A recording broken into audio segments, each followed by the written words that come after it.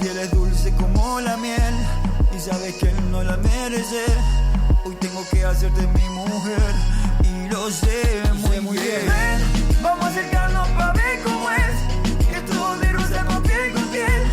Hoy quiero que te sientas mi mujer una y otra vez. Tu piel es dulce como la miel y sabes que él no la merece. Hoy tengo que hacerte mi mujer y lo sé muy bien. Lo sé muy bien, bebé. Real man, esto es para ti, él no te merece. Hoy hacemos el pacto, vete, vamos a hacer un contrato donde solo figure buen trato. Es puro sentimiento, con todo lo que digo no miento. Te quiero dejar en lo más alto y no me jacto. Baby, te enseño a bailar lento, muy lento, bebé. Toda la noche y de esto no me arrepiento. Si él quiere algo estaré para el intento. Tú eres mía hasta mañana, lo siento. Ven, vamos a acercarnos pa' ver cómo es esto de rozarnos piel con piel. Night Dreams Talk Radio, After Dark, wants to give a big shout out to all the truckers that listen to our show. Night Dreams Talk Radio Network brings you the World Paranormal News with James Creechbaum. Now, the latest news. I'm James Creechbaum with the Paranormal and World Changes News. A real mystery on hand as a very strange event has happened in the Historical Museum of the South Urals, Russia. The dome under which the Chelyabinsk meteorite is stored began to move on its own. So far, no museum employee can explain how this is happening. Also, the magnetic North Pole is heading towards Siberia at a very fast rate.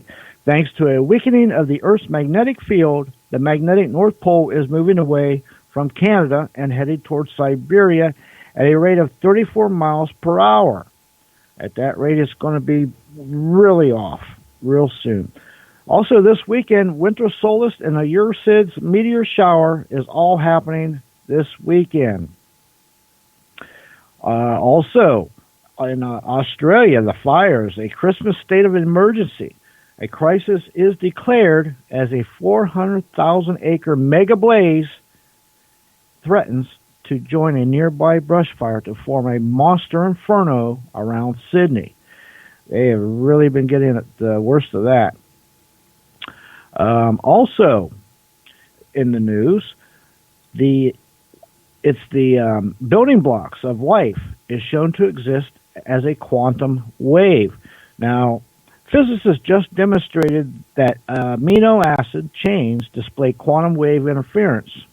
That is, it's not just subatomic particles that can act as both a wave and a particle, but entire molecular chains, specifically molecular chains which are the building blocks of life. Also, melting ice puts a doomsday seed vault under threat. When the permafrost melts, it disrupts the foundation that supports all structures built on the Svalbard archipelago at the time. Now, homes are losing stability, beginning to collapse as their base can no longer support the weight, and the seed vault is at risk also. Also, there is if you go to Google Earth, there's photographs that show a potential entrance leading to an underground secret base on Antarctica's King George Island. Now, in 2007, the photo not only shows some kind of path emerging from the cave leading to the ocean, but it also shows a curious object floating in the ocean just in front of the cave, about 14 meters wide. Next news break at the top of the hour. You're listening to Night Dreams Talk Radio, After Dark, with our host, Gary Anderson. Hey, that is me. Well, Christmas is coming really fast at this point. How many of you have been stuck in the Christmas traffic? I can tell you it's gotten really bad down here at the compound, down at the harbor. I'm sure it's that way with you, too. Anyway, Christmas. Are you spending more this year than last year? I don't know. There's been such great deals on electronics this year. Everything from big screen TVs to computers at, well, ridiculously low prices. I know that, I just picked up, again, another big screen TV for my studio. I went from a 40-inch now to a 55-inch. Just, well, why not? At those prices, under $200, crazy not to get one. James, how you doing, my friend? I'm not doing too bad, not at all.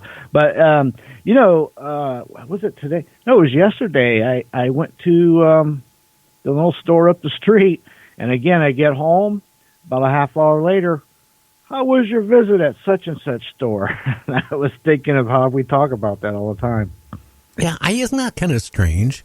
I know that you really got to watch these, not just your smart TVs, any smart appliance, your cell phone, I think is a number one thing that is really something you better watch out for, because I'll tell you, it seems like you can be talking about an item you want to buy for Christmas, and guess what, James?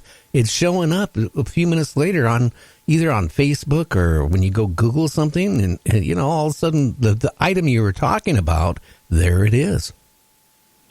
Yeah, and the thing is, like, how do they know I was there? I got my phone off. It's, because I don't want to be bothered with it. My phone acts pretty silly anyway, but there it is. It's like, how was your visit with such and such? And this happens all the time, and not just the one store, but several different stores.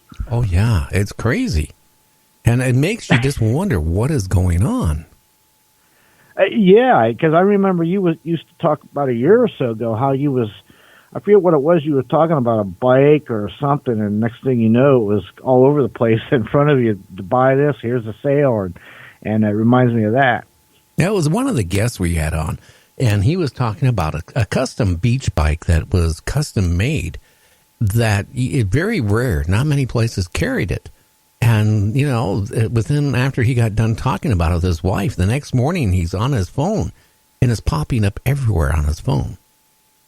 Yeah, something is up, Hey, also, I just want to say, in about 3 minutes, Ryan is going to be calling in with the latest reports on UFOs and stuff like that. Yeah, I'm looking forward to that. He always got some good reports. Absolutely. Yeah. So anyway, getting back to you got to really watch what you say around your phone or your smart TV. You never know who's going to be listening. Listen, I can vouch for that. They even been saying, be careful of your Siri and Alexa where you put them, especially, bedroom and bathroom areas. Well, I just know that, I don't know.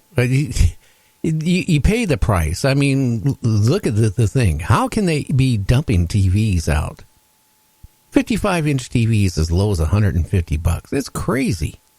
But they're smart TVs. They're the older generation ones, and they're the ones you really got to watch out for. Yeah, I know. That you're right. And I've heard so many different stories about people with, even the FBI have been putting out reports, be careful of these things, block them or something when you're not using them. I think you was talking about that the other night even. Yeah. And later on here tonight at 7 o'clock or 7:05, we're going to have guest Jack Kenna is going to be on.